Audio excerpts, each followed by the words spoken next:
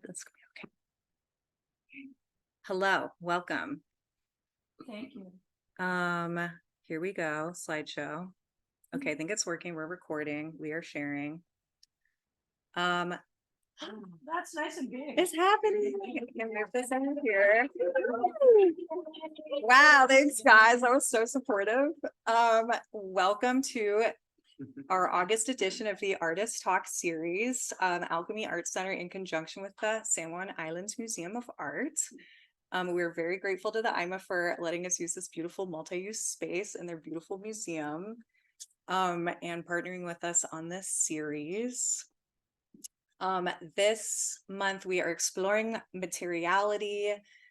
We have two amazing artists who both work sort of across media and do a lot of just a lot of exploration, and play as a really big part of their work. I don't want to say too much, but we're going to be starting with Miss Jean Behnke from Lopez Island, who braved the ferry system, not having any idea what was going to happen. Anything literally could have happened.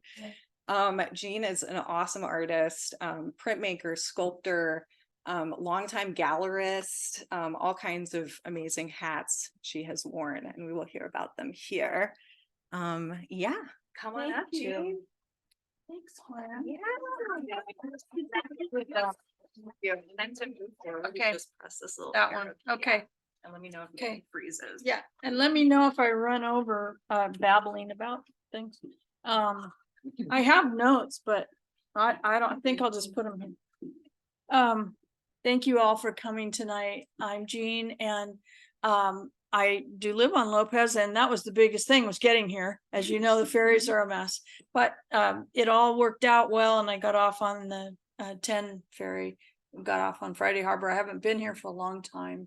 The last time I was here was for Gail Grinnell's installation, which I helped with, and that was a wonderful experience to get to work in the atrium. And in 2017, I had a show here with Peter DeLore and Michael. Michael, oh gosh, I suddenly forgot his name. But anyway, two artists from Lopez, the three of us had a show here, which was a wonderful experience. And it was up for, I don't know, maybe a month and a half.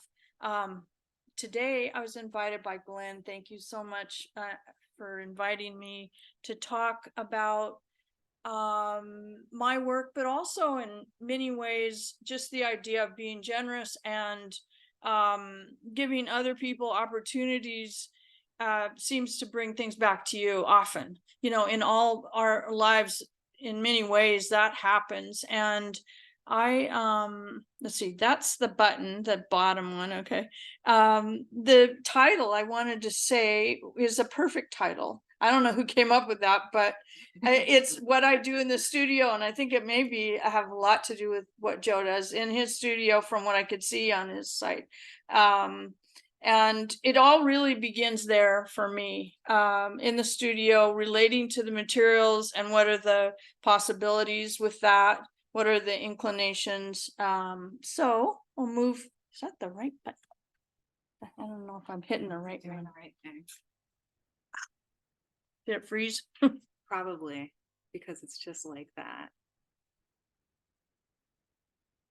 Don't we just love computers, you guys? Yeah, it's just gotten too complex. Don't we love it? Just love it. Yeah, I think it's just frozen. Because also my computer's a little older. This is, oh, there it goes. The simple things bring a lot of joy. Right, like somehow page through like your entire, I'm sorry. Oh, that's all right. Sorry, guys. Well, that was it. Okay, it's like, I hope you enjoyed it. there we go. There we go. We're going the right direction. Okay, good. Okay. Cool. Okay, there we go. I can go again. Okay. Yeah. That's Joe's work, the first slide we saw. And then this is a sculpture, a bronze sculpture, which was chosen to be as an introductory photo. And I have more photos of that work. This is me at a much younger age when I moved to Lopez. And I just came across it and I went, okay, there's my daughter. But I was just, it's sort of you look back on photos of yourself in your life and you realize there's a time where we live through optimism. And I think when I moved to Lopez, I was very optimistic about what was laying in front of me. And I still feel that way in many ways, especially when I go in the studio. It's just a place where I can be myself, be of any age. As a younger person, much younger, I was raised in Seattle, born in Yakima, raised in Seattle. But as a younger person, I was living in Canada in a logging town, and my parents weren't very happy about that. But I decided it was time for me to leave the logging town, and had an opportunity to go work at the Sun Valley Center in Idaho. And that's what you see there. In the winter, it seems to be winter most of the time. And this is the kiln yard. It was a really vital place to be for an artist, for young people to live in community and work all the time. We worked night and day. We ate cookies and burritos, and that was it. And we stayed up all night and worked. And this was me getting to a place where I needed to be, instead of being someone's old lady in Canada. And I don't say that in a mean way. I say that that's the posturing that happens often in relationships, where you're assigned this thing. And I really needed to get out of that and be making art and meeting women, for one thing, because there were very few women in this town. But I moved to Ketchum, Idaho, and I lived there for many years. And this is the ceramics building. The campus is just like that. There was a pond, which I installed a sculpture in at one time. I don't have pictures of that. But this working in ceramics there for many years. When I was ready, I left and went to UTSA in Texas, in San Antonio, following a mentor there from Sun Valley to Texas, and realized that it's very hard to work with clay, hang it up, do installation work. It's very heavy. It's very uncooperative. And I began to work with other materials, and a lot of it came from salvage yards. So these were actually parachutes, which open larger parachutes that were military grade. I don't know what war they were from, but they were used in the military. And I just thought they needed to be represented as an object, and found ways to do that. So I began a lot of work in installation, moving away from the craft of ceramics. This is a close-up image of, these are actually, I believe, made of silk or linen. They're amazing to work with. And I sewed on them and reconfigured them a little bit. But in the same time, I was also making installations with piano rolls. My mom played piano. That was just a sort of a inside. But when I found these boxes of piano rolls, they're vintage, and inside this small box this big is hundreds of feet of paper, and they're rolled up with little computer, a lot of people know what these are, and they look like they've been computerized, but they're to run through a vintage player piano, which you probably know about and you know about. And I just thought they were beautiful. And there was something about the manila color materiality in these objects that I think was the initial draw. I was interested in the vintage part, but also the color of them. And so I started hanging them up like a forest. They're also made from wood, but you could see in the shadows on the floor in this installation those little marks, which is what plays the sound. Moving along. Doesn't like me. I want to admit Susan Sterner. Hello. Okay, now let's try. Oh my. Stop it. Ha. Yeah.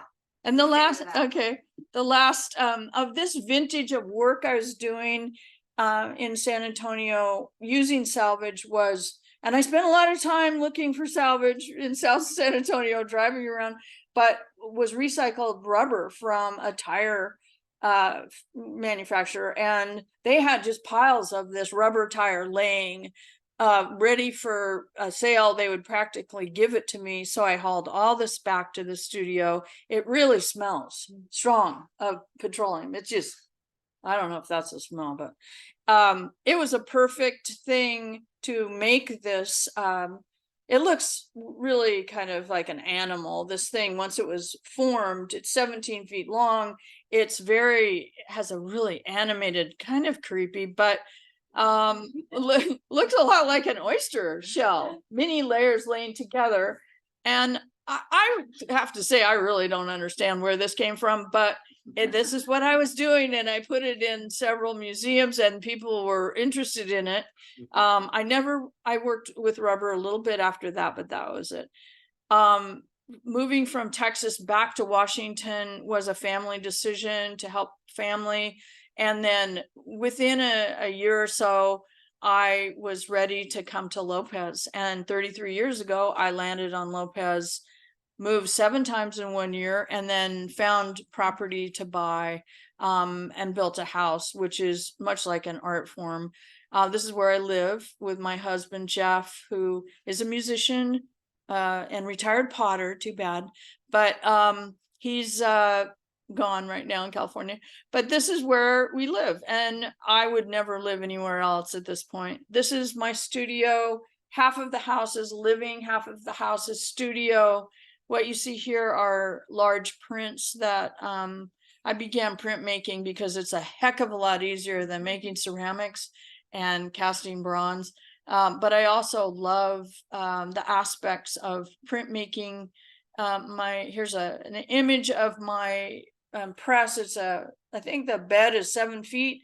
It's a large manual Etten press, and it's old, but it's extremely functional. It's a beautiful press, and so I've really enjoyed having this in my studio and sharing it. It's a shared tool, something that people can come to your studio and work with you.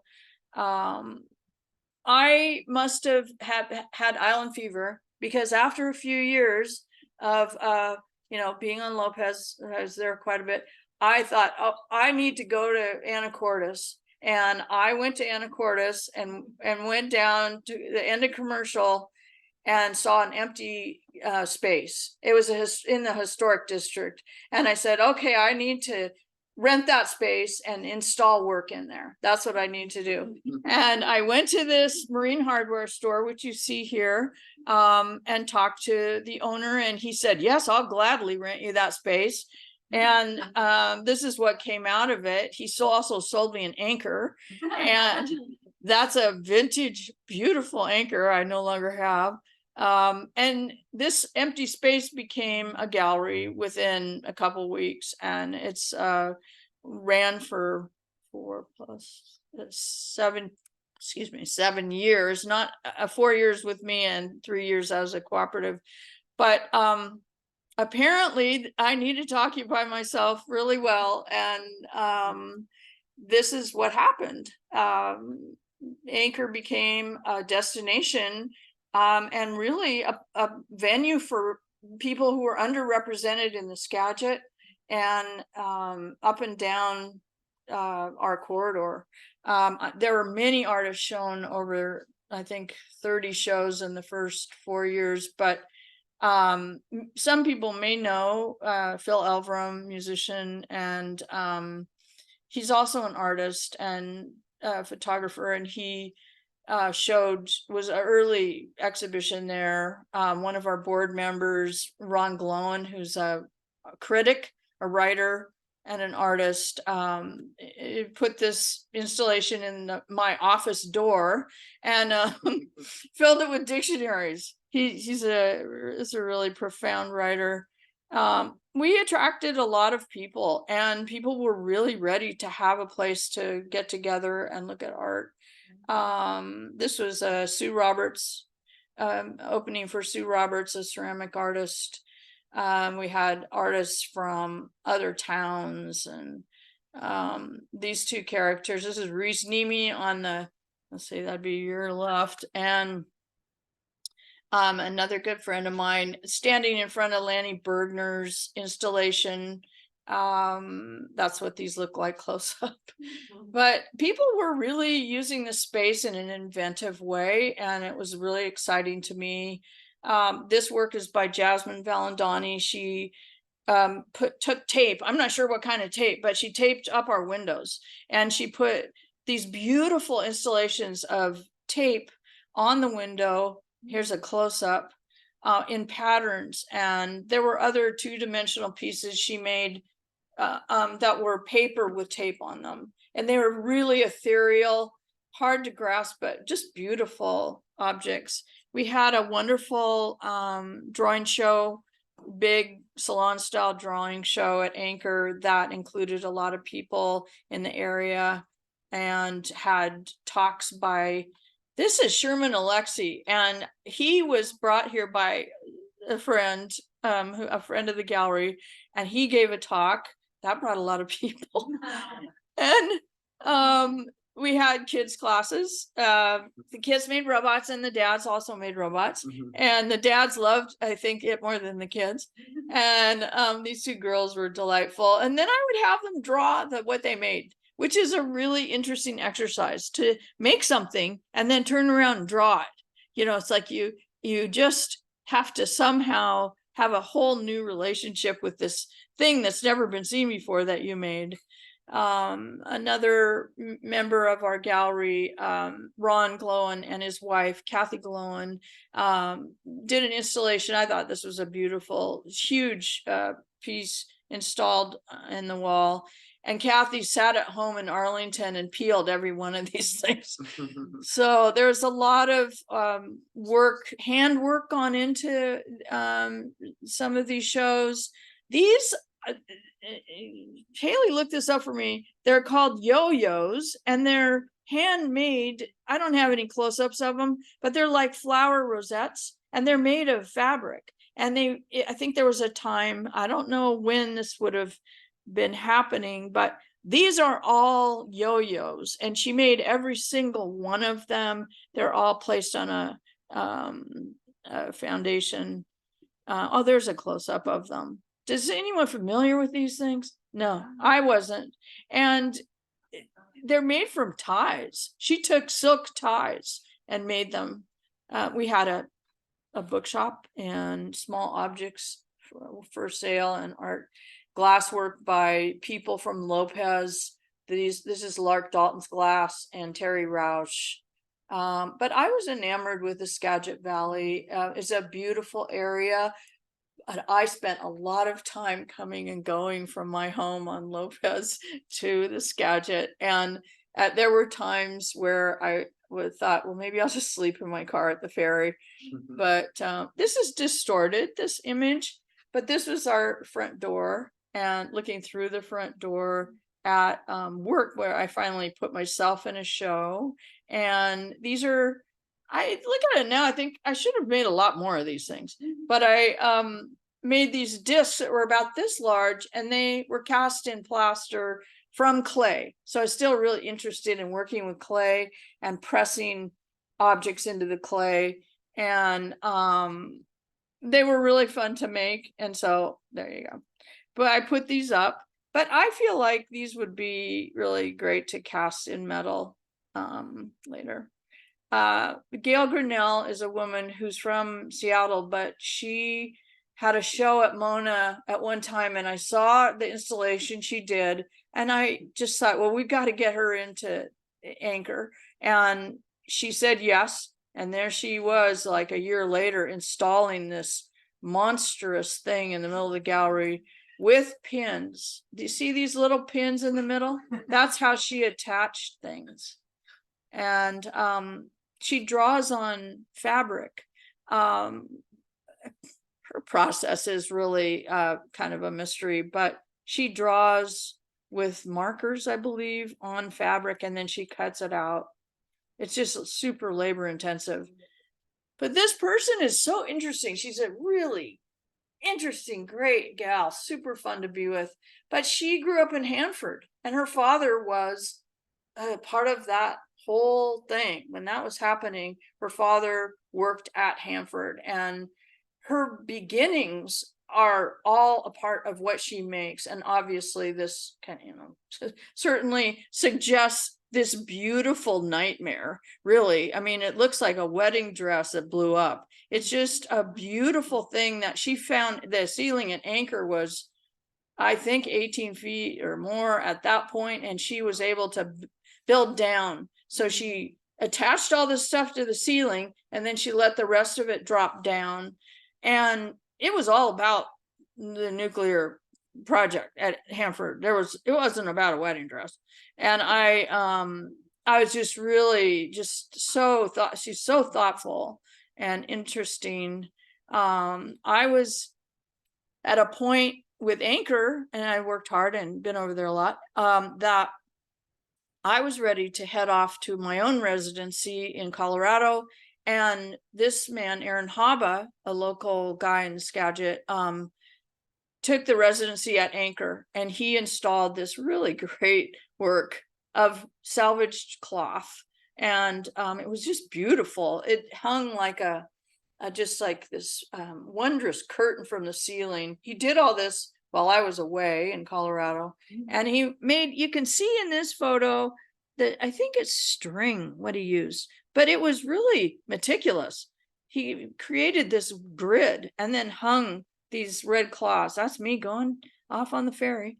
So I get to Colorado, and I'm dedicating my time back to making my own work. And it had been a long time, because I had been giving my time up to help other people have their work happen and be exhibited. And I was just kind of stunned. It's like, okay, let's what can we do? And I went there and I started printing, and I kept printing and printing. I was there for several weeks, and I made a lot of prints. But this is important. Before I left, I was with my husband, Jeff. We were leaving Anchor, and I looked across the street, and there's a shipbuilding, big shipbuilding outfit right there. They're right across from Anchor. And in the light, there was this amazing propeller. It was brass, I think brass. And it was huge. I mean, those ships were huge. And it just stuck in my mind, this propeller. And when I got all the way to Colorado, I started making propellers, apparently, with these prints. It's like, wow, things just get kind of lodged in there. And there was also was like finding ways to use these abstract shapes. And these are big 4x4. They're big print. And then there's these giant presses at Anderson Ranch. They're intimidating, but it's all there for people to use when they arrive. There's the aspen trees. Of course, I had to draw the aspen trees. This was my roommate. She was working with wood, and lovely. I did some drawing. And after I went to Colorado, I came home and had the opportunity with my other nephew and his wife to go to Japan. And I said, yes, of course I will go. And this is I just narrowed down these images because one of the important days we went to have tea, as like full-on tourists all crowd into a room. You're served tea as a group. And this woman, she's a geisha, and she looked really unhappy. And she was just so sad looking. And I thought, is that the geisha thing? Or is she just, that's their calmness, that's their tradition? I think it was a lot of it. But somehow looking at her, the image of that stuck again with me like the bronze propeller. And I came home and started printing just their, for one, their, I don't know what they're called, but their headdresses. They're not their own hair, but that shape of their head. And this absence that I sensed in her. She was there serving tea in this outfit, white face, but she wasn't there. It was really a fascinating situation. So I started making these big prints that I made a lot of these things. And there was something wooden about her and also about just the whole situation. So I had fun. I took, this is a stump of a tree that's about this big, and I printed right off the stump. And this is what started me printing a lot from materials, like wooden materials. This is a printed and drawn large print. Back at Anchor, things were happening. We had a print Skagit Women print show. We had kids classes. There's a darling child, and more installation. People were just fascinated by putting things in the windows, in the ceiling. This is Jeff laboring away for me and installing this magnificent work from a man from Michigan. He's an old friend of ours, Russ Prather, made these images by drawing with ink on Mylar and then layering them on rods. And so it was hypnotic, but also just amazing. It was like magic. And this is that up close. I remember seeing this was just mind-blowing because you couldn't tell where it started, where it ended. This is my funky work, and it's drawing on graphite. It's graphite drawing on paper is what I meant to say. But these are all shapes I collected and loved. And this slide's a bit distorted, but I did a very large drawing. I'm not sure it was included. I somehow managed to delete it. But it was 17 feet long and 4 feet tall. So that went in Anchor. And my landlord at the Marine Hardware had these children's, I think they're adult and children's life preservers from the 40s and 50s stacked in the attic. And he said, would you like to see them? So I went to see them, and I thought these would be a wonderful material to work with. And I bought, I don't know, like 300 of them for 50 cents each or something, and brought them down the street, loaded them in the car, brought them down, and then was able to build these piles, which seemed important to me, to build stacks of these things. And they're really unusual. They look like they wouldn't hold anything up, but they're filled with that beautiful cork that existed and was harvested from trees many years ago. And so I think, again, what my interest was the color and the materiality of the thing. And I had a lot of fun with this, no matter what anyone thought of it. So people are like, you're what? And so I hauled these things around for a long time. And this is another presentation at the Anacortes Stars Festival. I remember seeing a man take his dessert and just put it on top of the pile just to hold his dessert. One time I was like, okay. I was like, hey. So, but I love the qualities of these things. And I did some drawings of and this is at Mona in La Conner, the Museum of Northwest Art, for a show. This, I think, was an interesting shape. It looks like a loaf of bread. But these were dragged all over the place.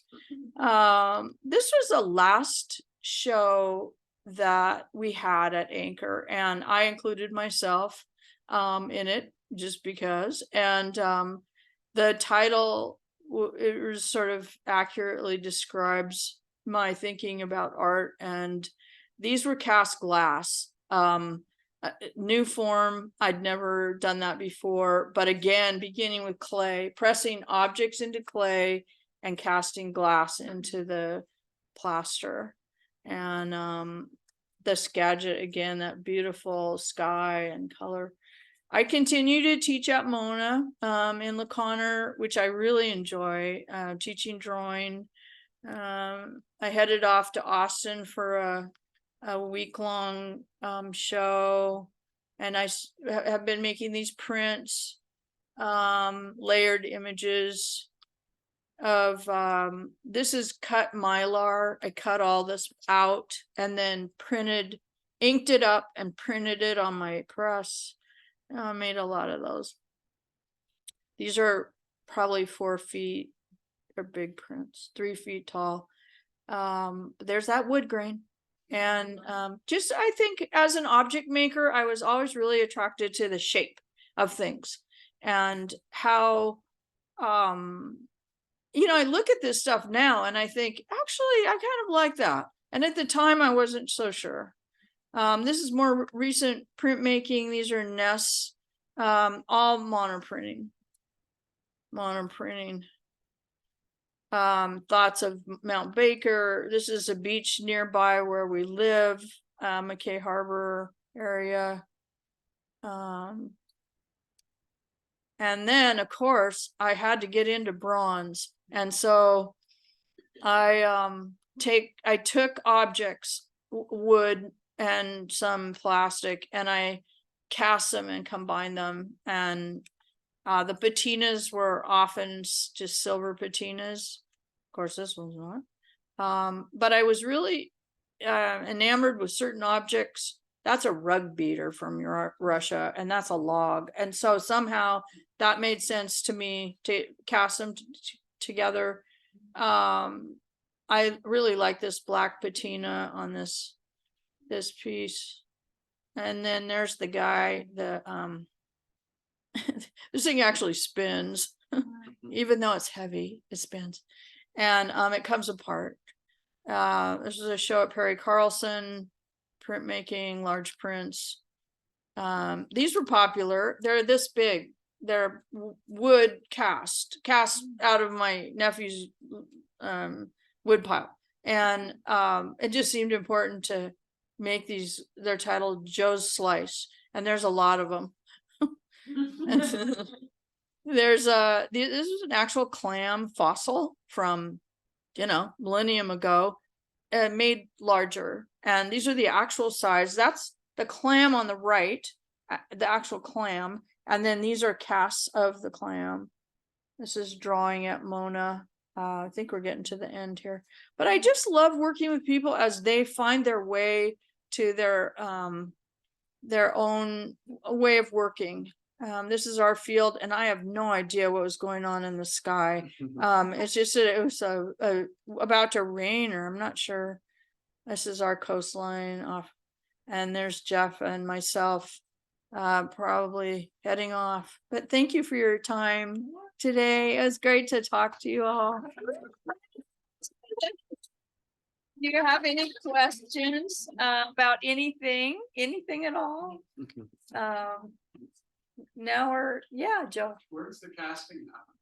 I take it down to this great guy who's Romanian, I believe, in South Seattle, and I can give you his contact. And he's, it's not that inexpensive. It's you try and make it affordable. It never is, but he does it as close to budget as he can. He's really workable. He's always going, yes, we can do that. And that can get you into trouble a little bit. But he's been wonderful to know, and I have his contact. I'm trying to remember what he called Classic Foundry. And you can look it up. And if you want his contact, I can put you in touch with him. Yeah, he's great to work with, have someone like that. So yeah, you're still teaching. I am, yeah, and I really enjoy it. And I have taught in my studio at Mona, at Skagit Valley College. So it's just I don't know, somehow it really gives back to me, and helps me in my own, and reminds me of the things that are important to think about with drawing. And and I did have a print group I worked with for years in the Skagit, and that kept all of us in touch and printing.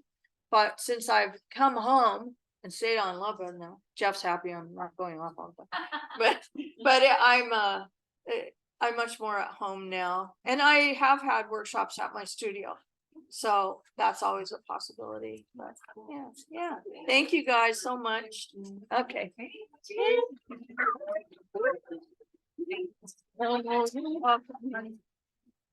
Okay, we're gonna take a brief intermission, maybe just like 5 minutes or so while we kind of switch over to the next presenter. And yeah, thank you so much for joining us. Joe Cooper is next. What years was the Anchor Gallery there? I think I got it. Recording in progress. We are back from our short intermission. Thank you so much to Jean Behnke for her awesome talk just now. And we're gonna go ahead and share my screen. We're gonna get Joe Cooper up here. Just need to make sure everything is working. All right. Okay. Well, I'd love to welcome Joe Cooper. He's a San Juan Island based artist. I can't wait to hear him because especially after Jean, I feel like there's like so many kind of through lines and just a lot of just creativity and play with materials and just multi-materiality, and definitely one of my favorite SJI artists. So stoked. All right, here's Joe Cooper. Woo! What's the button for? Is it just the down? That's just the arrow over. This one. We'll see. We'll see. Wow, thank you, Jean, for that. I feel like I should have gone first because this will be a little anticlimactic in terms of at least scale. And I want to thank Wen for doing this and for Alchemy for I think it's great. You know, one of the biggest lessons for me in this is just having to pull it together, having to go through all my old slides and grind through the cursing but there's some beautiful things that you forget about that have happened over the course of your time making art. So very thankful for that opportunity. Oh, thanks. A little headroom. Materiality, when Glenn suggested that as a title, I was like, that's totally what I do. And then I thought, what? I don't even know what that is. And I thought, if I'm gonna actually talk about it, I should probably look it up. So I just Googled it and came up with something. I came up with a lot of things that made no sense at all. Counting materiality, other aspects of materiality that I was like, that isn't it. And then I found this that said, matter is the fundamental substance in nature, and all things, including mental states and consciousness, are results of material interactions of material things. And I thought, that resonates with me. That's kind of what I try to do and what I'm about. I've been here for 30 years on the island, 30 plus. My background is from essentially school for landscape architecture, and then that morphed into art and art history classes, and that morphed into working with my hands, and that morphed into working with doing building. Actually evolved into deciding I would do an architecture degree instead of landscape architecture. And then I thought, if I'm going to do that, I need to know how to build. And so I got into building, and then I never looked back. It was all about working with my hands, building things, the tactile nature of different materials. And over these 30 years, I've been working my way back to making more and more art and trying to integrate that art and design in with bridging the two things, building cabinets, building furniture, designing and construction. So that's my background. I should get going on some slides. So these are various pieces from over the years. They're not necessarily in sequence of time. I work with a lot of found objects. I do a lot of arrangement of things, as well as a lot of composition. And sometimes these are static and sometimes these are movable arrangements. This is a piece that was a steel drive shaft from some sort of old truck that I had a guy cut for me in different angles, off angles, and then I just set these pieces on a board. This is about 8 feet long, this piece. Very heavy rings of steel, of iron, but there's just a rhythm to the whole thing that really resonates with me. At the studio tour one year, someone said, "Oh, is this interactive? Can I move this?" And they started moving it, and I was like, "No, nothing." Yes, but not the way you're doing it. I do a lot of different materials. I worked a lot of times very small. This piece is about 1 foot long. It's a wire and wood construction.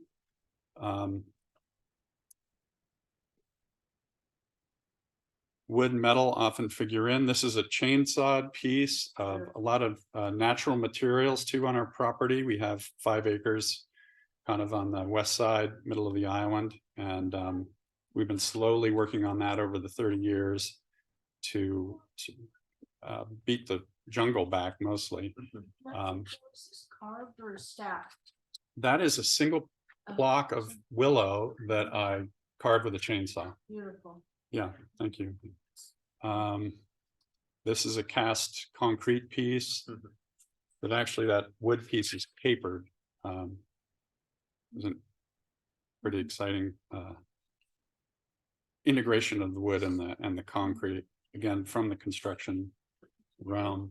So I work with found objects, with industrial artifacts, with pieces from my wood shop that would otherwise get fed to the wood stove or something. I just got to hoard them and say to myself, someday I'm going to do something with that. And luckily we have a couple of different things that occur during the course of the year that get me to actually make some stuff. One of them is the studio tour, in which we open our property up to the public to come and see what's new. And every year I've got to have something new.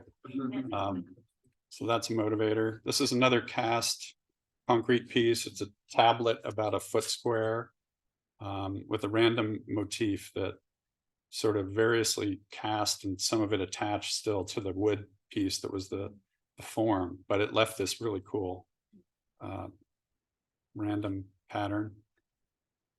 This is another small block that is chainsaw carved, just freehanded. I don't draw my work. I just intuitively act on whatever the piece is or the pieces that I'm putting together. I don't have an intention to make something look like a thing that is in my mind. I'm just working with the interaction of that material product to see what I can generate from it as an interesting shape or form. This is a couple of little blocks that I freehanded on the bandsaw, and then I really liked the positive and the negative, and I realized I could kind of get the best of both worlds there. This is the backside of a piece that I had used as a form for concrete cast, and the way the concrete stuck to the wood just really was also pretty cool. A couple of these I've actually found that when people buy the cast piece and I say, well, I also have this, they're like, I gotta buy that too. It feels a little manipulative, but I don't know, they go together. They go together. This is more of the construct type of motif, paper and wood, which this was the first of these things that I did, and I really saw a lot of possibilities with that. I think you'll see later in the slides some other things. This one, for one, it came in. This is cedar that's just glued together, and then the paper is glued to that, glued around the perimeter of the wood shape. Joe, what kind of paper? That's a rice paper. Yeah. These are super lightweight and also fragile. But there's something about that. It's kind of like a model airplane kind of shoji screen sort of influenced type of thing. And this is just a yellow cedar one that I do actually remember the title of this one. It's Plane Geometry. Plain. It's a bad dad joke. Completely insane geometry, really. There's nothing about that makes any sense. So then I've been working, in combination with different materials, finding what's interesting to me or exciting to my eye about them. This is actually hot melt glue, red cedar with hot melt glue. So it's pretty fast, intuitive way to build something.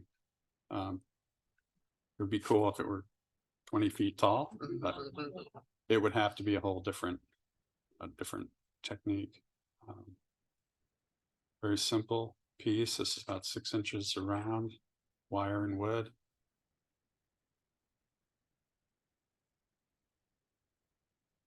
And then a concrete cast wire piece.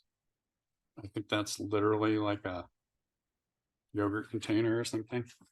I just had extra concrete poured it in there and stuck the wire in, and then I thought this is going to be the ballast for something that I could kind of create some space with. Another paper and wood piece. Some of these are about knowing when to stop. You know, these are residual pieces from a chainsaw piece I did. These are the offcut pieces from enlarging a hole that I had made in a larger piece. And I just couldn't throw them away. And there's a fabric. I think that's a canvas actually glued across between the two, joining the two. This is a little wood. This is like a heavier duty paper, almost cardboard type. I don't know if that's a rice paper or mulberry, something heavier. There's just different aspects of the materials really speak to me in terms of what they have to offer sculpturally, and then the tactile aspect. This is actually a tar paper and Tyvek piece that I made with staples right on the face. Very kind of sketch, intuitive. Another rice paper. Then I got some guess it's actually gouache. It's like a watercolor, opaque watercolor, but that's permanent. And I started playing with the paper, gluing it together to make these sort of collage type shapes. This is a really early wood piece, very simple, but to me, I just can't, sort of, my eye can't stop moving across that. Another wood found object. Obviously, you couldn't nail those nails like that if you tried. Just wouldn't look the same. You know, the artifact components really have sort of a life of their own. Very hard to simulate that. Kind of like a distressed gene versus actual genes. And then this is a lot of small pieces then kind of collaged into a single larger piece.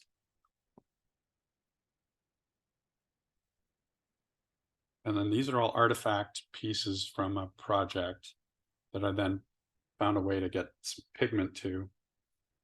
Actually, I had done this piece, and I don't have a photo of it, but I had made this piece without the color.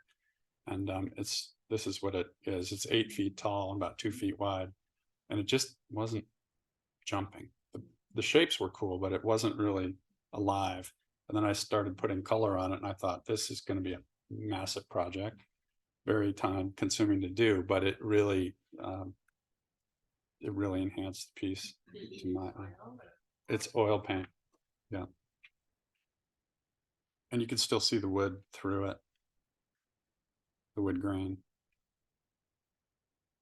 This is a canvas that I then was like bridging that line between painting and sculpture and collage and assembly, and this sort of got it all. And there's at least one other painting inside of that painting underneath somewhere, maybe more. It has a long history. And this was a really cool thing that's really developed almost like a butterfly wing or something. I started working on this piece, and it was a wood frame, like those earlier cedar frames. And then I put pigment to the paper and glued it on as I went. And so I couldn't do larger pieces of this at a time. I had to do sort of 3 or 4 squares, let's call them, at a time. And by the time it all came together over a couple of days, those colors had bled and mixed, and it just it really just took off for me. Super cool. It's about a foot wide. Just a page out of the sketchbook. Just messing around with color and shape and proportion, balance. And this is an oil painting from the early days, the pre-kid days. And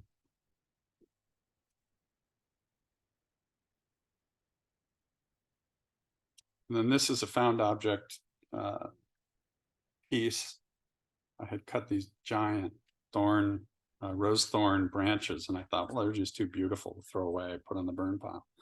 So I wired these all up together, and then once it got on the wall, it just created a whole musical score. That's all shadow underneath it. With the shadows behind, yeah. Nice. Thank you. And this is another willow piece. If you get willow cut in the spring, you could peel the bark off it, and it's just really a satisfying tactile process to do. And also it develops this like really light wood behind the dark bark as it dries, and it just dries solid tight on there. Wow, that's just all the natural wood. That's the natural wood behind there. Yeah. This piece is called Lil Wrangler. Don't ask me why. This is a bunch of cedar blocks, probably foisted on me by a friend of mine who's a wood hoarder, Lloyd over there. Beautiful material, and I started working with it on the bandsaw, and then just thought, how do I make each of these pieces into something, you know, I felt the desire to do bigger pieces, but often what I'm working with are smaller pieces. So putting them together to make them bigger has been kind of a natural way to go. This one's called What Am I Going to Do With You? All one word. This is a mahogany piece, more architectural, sharp line. Those are blocks glued together. Again, another block piece. That would be cool, cast. Like your wood, chunky wood. Just the chunkiness of that would be cool in bronze. And this is a copper and really simple little piece that has a totally mesmerizing movement to it, because it's just that copper, almost like a spring that holds it together. Another copper hammered piece. Drove Paula crazy with my hand here. Bang, bang, bang on that. They're sort of dished. A little hard to tell on the slide. And this is a veneer piece wrapped around steel ring that was an artifact of construction. It's funny you mentioned that store in Anacortes. I went in there probably 10 years ago and came up with all the, I lost my mind. I came up with all this stuff, and the guy's like, it was random things, bolts and hooks and eye bolts. And I plunk it on the counter, and he's like, what are you, an artist? And I went, I'm going to take that as a compliment and say yes. I thought I had discovered this place. Well, I guess not. Jean had been. No. This is really another kind of magical piece. I started getting into how the wood bends. Different woods bend different ways. I made a whole series of pieces with bent wood and wire, and sometimes incorporating stones. And there's a sort of an anti-gravity aspect to this thing that's really cool. It's about a foot tall. And I made some that are longer. That's a stone in the center wrapped around bound slats. This is a bronze wire piece. I got this really cool bronze mesh, and found that it actually really held the shape, you know, like screening. And so I was pushing these, hammering this actually both ways. So some of those are in and some of those are out, innies and outies. And in that cast series, I did a couple of rounds of plaster pieces. I really got into the look of plaster and wood in combination, and there's just an automatic age to plaster that's really compelling. And then of course it's dusty and falls. does fall apart. Yeah, It's beautiful. Huh? it's really, it's, yeah. Someday it'll be marble, maybe not. This is a stone that just happened to fit perfectly in this hole. A perfect fit, that piece. And then this is a little piece of alabaster I had as an artifact. A friend of mine had given us when the kids were little to carve on, because it's very easy to carve. And it kicked around and kicked around. And finally I thought, I'm going to shape that. And then I thought, well, I'm going to make a block of wood in opposite shape, in opposition to that shape. And that's a really small piece. It's only about 6 inches tall, but very materiality-ish. And this is a wood and pretty self-explanatory, but assembly of architected parts, I say, because I did intentionally make the grooves around the bigger blocks, glue that all together. And I thought, what is it missing? It's missing a bunch of rocks. This is again an artifact piece from construction that I just enhanced with the border and just the balance of that. With a close up on a stone and wood bent piece. This one's probably more like 6 or 7 feet long. Another artifact piece of some iron cut off grate from construction. That looks like metal, but it is. Yeah.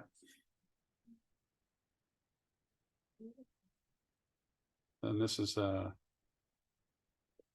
again, artifact of construction, a piece of a bigger sheet of plywood that has been cut randomly over time. And it's a material I use kind of repeatedly in my work. Sometimes painting on it, sometimes using it to cast concrete. I built some pedestals out of it. I just can't throw it away.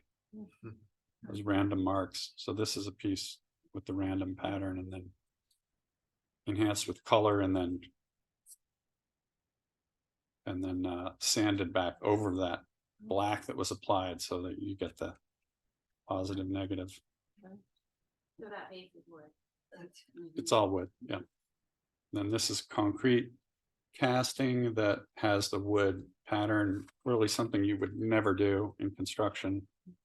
Housing wood inside of concrete, it's just not done. But I did it. And it worked. This time it worked. And then the wood is still in there and I went back in and burned the wood. And so it just all of a sudden just got very, I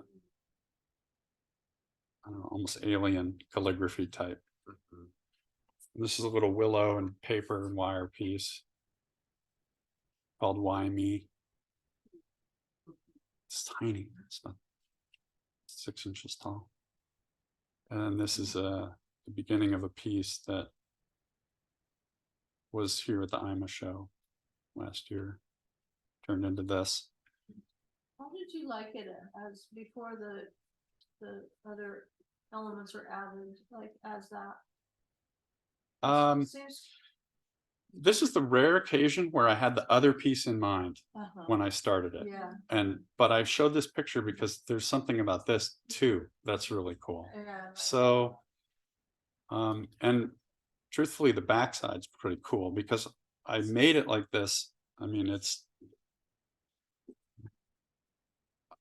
think in fact, no, this is before. I think some of the wood is in there. This is the back, Oh.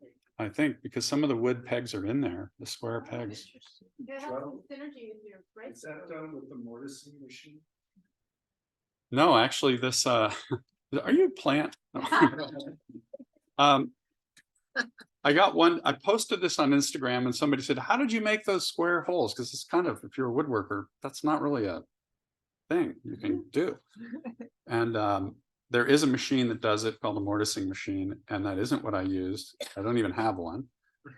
What I did is I split this piece into slats, and then I made those square grooves on the table saw, and then I glued it back together. But it is from one board. So it wound up having that. I like that a lot. But you and the other guy on Instagram, some random guy from the Midwest, are the only ones that have asked about that.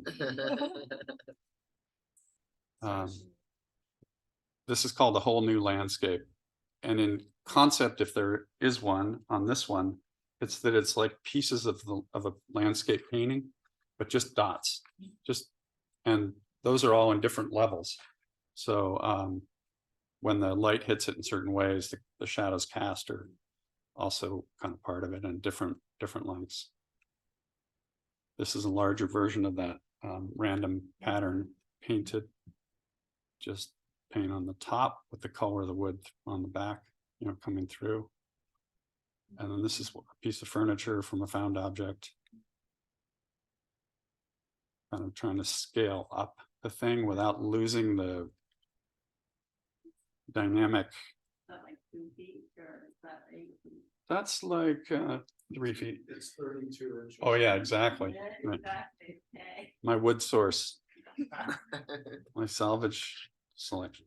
So then display also, and one of the ways I've found I can scale up is to consider how I display things rather than trying to make a bigger thing. It's very hard to make a huge intuitive piece.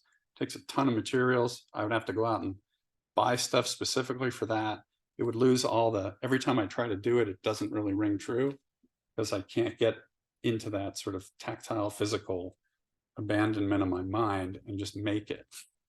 So this led to me building this little building on our property as display space.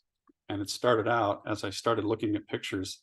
These were the first few studio tours, and man, things were random. And I noticed in hindsight, people wanted to talk about the building, And I'm like, well, what about all the work? And they're like, well, yeah, this building's really tiny house. It's really cool. I'm like, but what about and then to me, all the work's in there. And to me, this was also kind of exciting, even if a little bit chaotic. And some of these pieces, just like the inside of my head. That's right.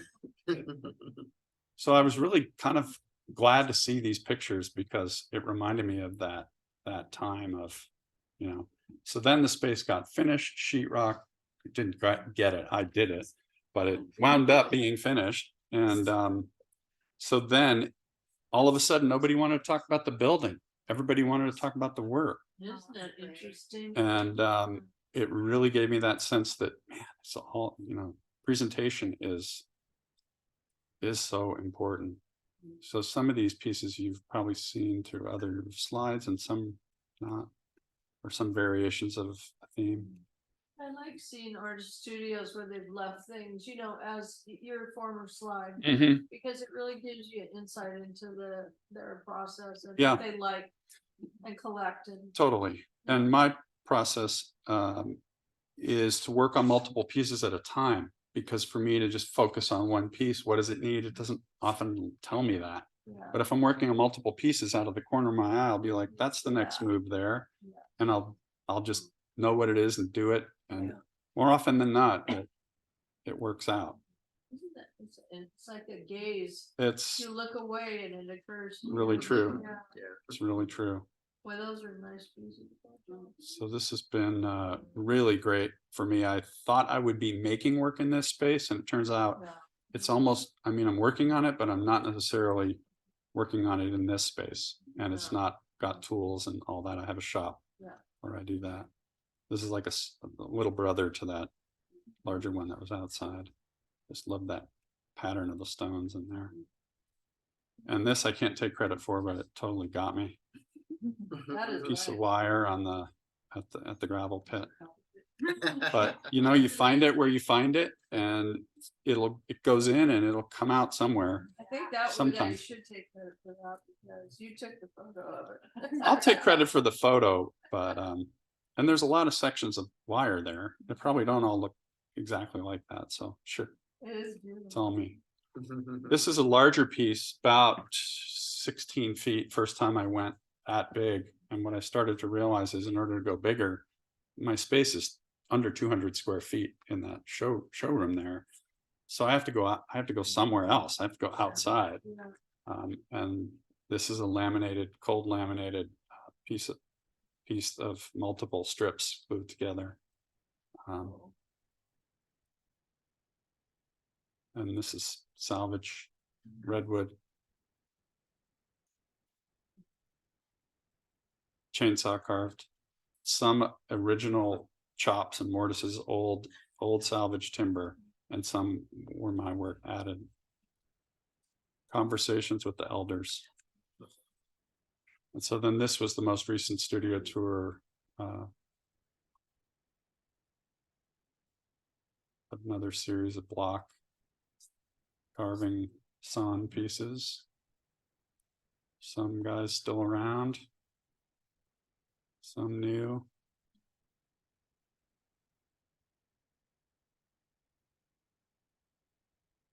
And started using the outside of the building too, because you can never have enough wall space.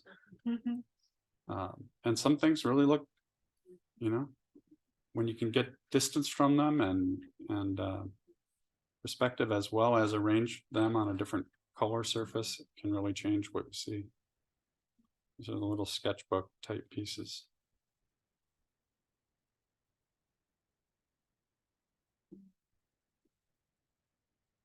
And that's an old wire and stick piece. No longer exists. I don't know what the term is for that. Ephemeral? No. Dumpster? Gone. Gone? Wow, that's such a jerk. Isn't that crazy? Yeah. No, I Put it in the trees. It's like a cartoon. Well, this, you know, it's been developing. Oh, this one too. This is really cool. This is called, I call it kerflooey, because I had a piece that I made that was really very static and simple. And then I particularly bound it in this way with wire, and then I hung it up. I thought, okay. And then I took a picture from the end and it just did this. And I was like, whoa, okay. That's its best angle, let's just say. And it went all sorts of wild and crazy. Loved it.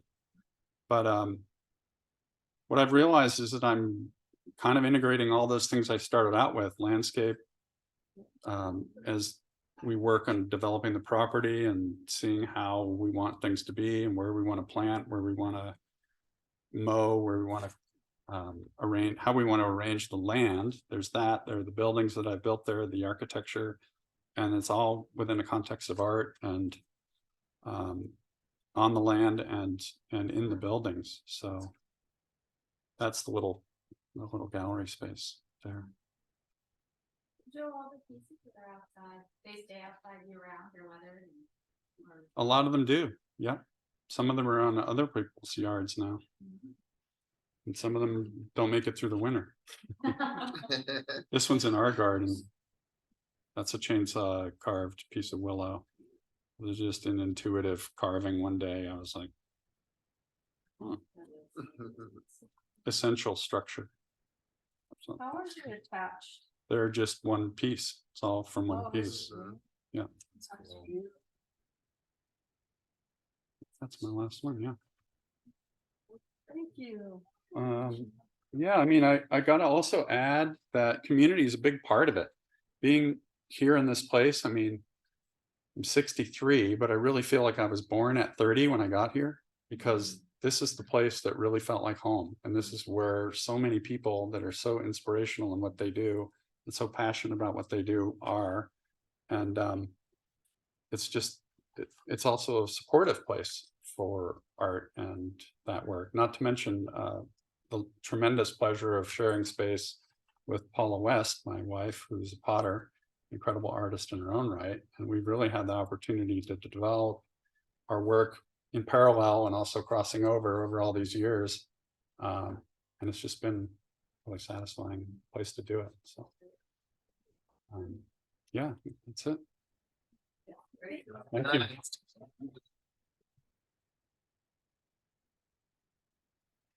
For some Q&A, if people have any burning questions. I think we just kept interrupting. Yeah, sometimes the Q&A happens throughout. Any lingering? They were good questions, well planted, and thank you for making me look good. So I saw, we don't live here anymore, and I saw a piece of yours yesterday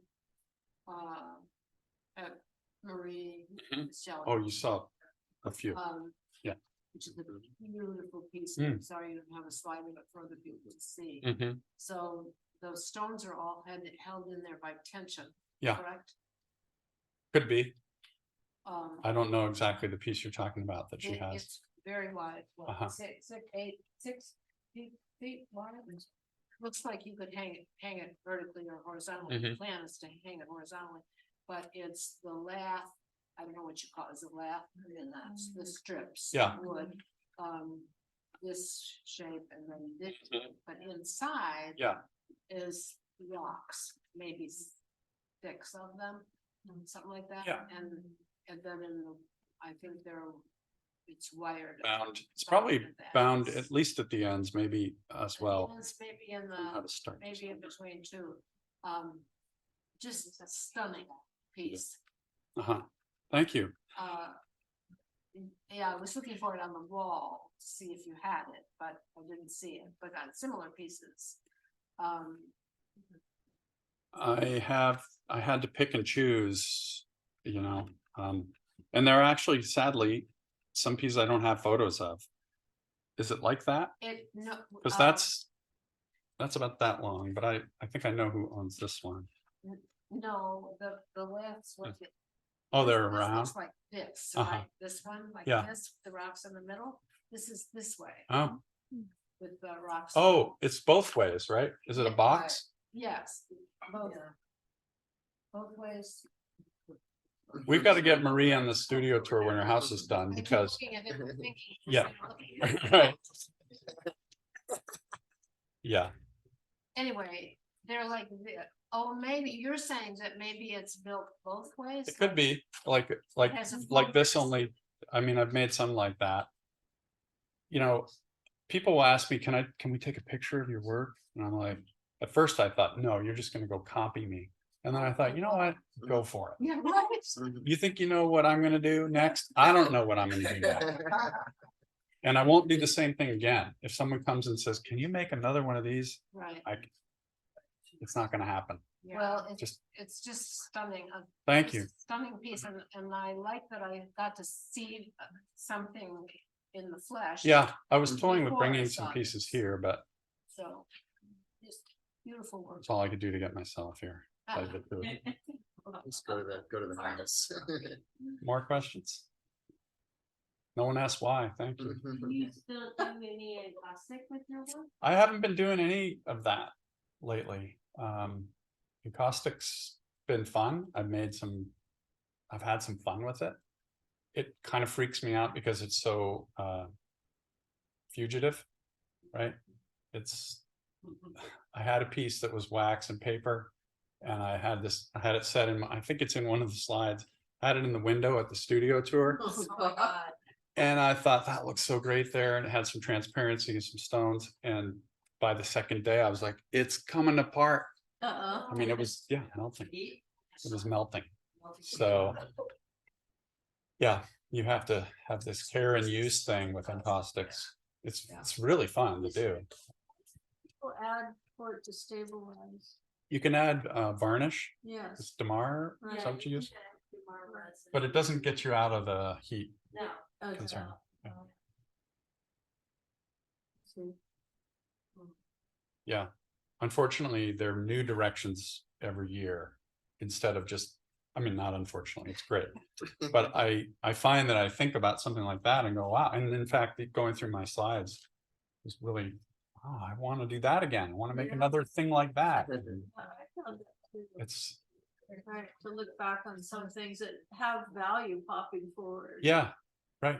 And have relevance now. And some of this work is 30 years old. Yes, I thought that. So relevance to my eye, I mean, I Yeah. don't know to anybody else, but No, exactly. yeah. The older work. thank you. Thank you. Yeah. Thank you. Yeah. Thanks for coming, everybody. There are 2 more artist talks in the series. There's the September one features some of our younger interns who are out here this summer, so it's kind of like a young artist showcase. And then October, we're featuring a really cool textile artist and then a TBD. It's actually a cool photographer, but we don't know exactly if she's going to do her presentation yet. But yeah, join us on the last Sunday of September and the last Sunday of October for our last two things of the season. Thanks, thanks, SJ Ima. Thanks. Job, and getting out of that.